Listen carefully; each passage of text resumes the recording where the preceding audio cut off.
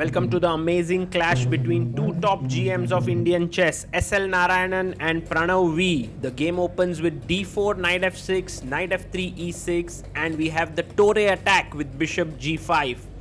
Pranav goes bishop e7, breaks the pin. We are in Abu Dhabi right now for the Abu Dhabi Blitz event. c5 played here by Pranav, striking in the center. SL goes e3. He could have taken the pawn, but decides to bolster his center. The bishop comes out, queen e2, and now let's see if Pranav tries to take the center with d5. He plays d6, which is an interesting move, covering the e5 square here. Narayanan goes for the triangle setup here. Knight comes out to d7. This is a very solid setup in the spirit of the London system. The only difference is that the bishop is on g5 instead of f4. Black castles here. And now white usually goes for the e4 move in such positions, and e4 does look like an idea, and SL does play it. He now has good space in the center, and Pranav should be careful because e5 is coming up. But with e4 you can see that the f4 square is slightly weakened. How should black take advantage of this is the question. Let's see if Narayanan, if Pranav manages to find a way against Narayanan here. He has 2 minutes 27 seconds. You can see that this is a good moment for him to think. Now, this is how you take advantage. First takes, pawn takes, and now rook c8 is a decent idea, taking the open file. But you first go h6 and ask a question to your opponent, which he does, h6. Now if you go bishop e3, then I'm going knight g4 and attacking your bishop. It's possible. You can then move bishop f4. It's not end of the line. But if you go bishop h4, here there is a very nice move. By the way, Narayanan does go bishop h4, knight h5, exactly, threatening knight f4. He could take here, but instead he goes bishop g3. Slightly surprising decision for me, because now Pranav can get the bishop pair. And he goes e5. I think white should go d5 here, just gaining more space, but Narayanan goes bishop a6. He's following this principle that when your opponent has the bishop pair, try to exchange one of the bishops, which is why he's gone bishop to a6. Bishop takes on a6, queen takes on a6, pawn takes d4,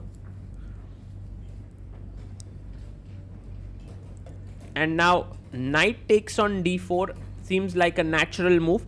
The only problem here is that this bishop is going to be an absolute monster. Although the d6 pawn does look a bit weak, let's see, this position is very complicated and equally balanced. It's an exciting position for sure. Now, this is hanging. You can come back queen d3. It looks like a fine move. Knight c5, maybe queen e3. This seems okay, but I think black is getting the initiative here. So, Narayanan rightly is taking his time here, because if he moves the knight, the b2 pawn is hanging. So he goes knight f5. Interesting move. If you play bishop takes b2, I go rook a d1. And now the d6 pawn is very soft with the knight coming to c4. So white would get the initiative there. So Pranav simply goes knight c5, attacks the queen. A safe move is queen a3, defending the b2 pawn. Let's see if Narayanan plays that. The other option is to come back to e2. He goes queen c4, and he's tempting Pranav to take the pawn on b2. The good news here for Pranav is that after bishop b2, rook d1, the knight does not have the c4 square. The queen is taken up that square. And you can see that slowly black is trying to outwit white here. In some way, he's won a pawn. Although white's initiative is still quite strong with the knight on f5, queen f6 makes a lot of sense. The queen could come to c3. Narayanan can go knight e3, knight d5. That does look like a good idea. He goes queen d5. Attacking d6, and preparing knight c4. So this is tough moment when you have less than a minute on the clock, and it will be very interesting to see how Pranav reacts here, because he's a very good blitz player, and it is always exciting to see how they face such problems. So one move is rook a e8, and he plays it, he finds it. The point being, if you play knight takes d6, you have rook e5, and the queen is running out of squares. Like queen c6, you have rook e6 suddenly attacking here, and after knight c4, the e4 pawn is hanging. There's a nasty pin here. All of this is calculated by Pranav, and he rightly placed the other rook so that the rook on a8 would not be hanging here, which is just fantastic. Also, if you play queen takes d6, there is knight e4, knight takes e4, and queen takes f5, which gives black a clean extra pawn. So brilliant calculation here by Pranav, and Narayanan of course is tempted to take this pawn here because that will equalize the material, but now he's going low on time, even lower than Pranav, and I can understand this completely because Pranav has found this beautiful rook e5 resource, which is so difficult to find in such blitz games. Narayanan goes f4, trying to control the d4 e5 square, which is a very logical move, but now Pranav has to find rook e6 to defend this pawn. Can he find it? He does. What a player. What amazing poise in blitz game that he's showing here. Rook e6 defending the pawn. g4 played here by Narayanan. He's trying to go all out on the attack.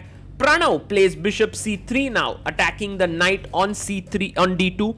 If you move the knight to c4, you are losing the pawn on e4, so that does not work out. And Narayanan now down to 10 seconds. There's only 2-second increment. He needs to move. He looks at the clock, of course a bit worried here. He plays rook fe1, trying to defend this pawn on e4. But rook fe8, another strong move, attacking here. Rook e2, trying to break out of this pin. Pranav takes, and now if you take with this rook, then still knight e4 is coming, so he takes with the queen, but he's going to lose a pawn here. Now from being 1 pawn down, he's 2 pawns down. He's offering a queen trade. You can trade and play knight c3. That's a very beautiful bit of fork here, even though your rook is hanging. So let me just show this. Queen d4, knight d4 and knight c3, but right now Pranav goes d5, takes, knight takes, rook takes, and he pushes the pawn. Take, and now the knight jumps into g4. Very nice move. Narayanan plays rook c1, the rook comes up, the knight moves, but now you are 2 pawns down. You're also going to lose a pawn very soon. g5 is weak, a2 is weak. He goes knight b5, Pranav pushes his pawn forward. g3, the rook moves in, attacking g3, king g2, and the knight comes here.